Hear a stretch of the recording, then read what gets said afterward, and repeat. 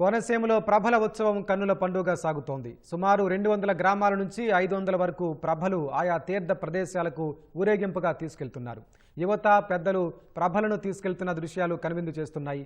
జగ్గన్నతోట ప్రభల తీర్థాన్ని రాష్ట్ర పండుగగా ప్రభుత్వం ప్రకటించడంతో ఈసారి ఉత్సవాలకు మరింత ప్రాధాన్యత సంతరించుకుంది.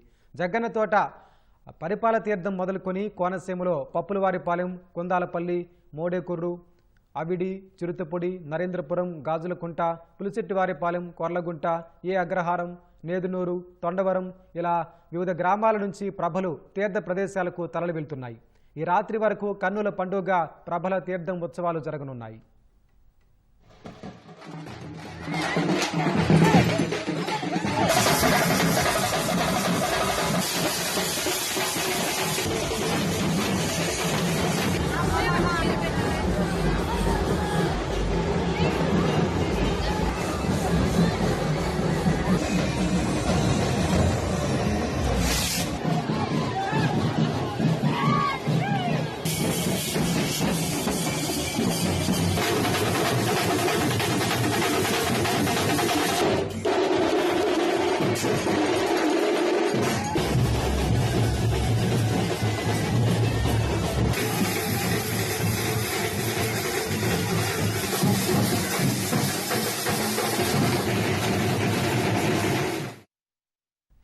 ఏకాదశి రుద్రులు కొలువైన గ్రామాల్లోనూ ప్రభలను అందంగా అలంకరించి ఊరేగింపు ప్రారంభించారు.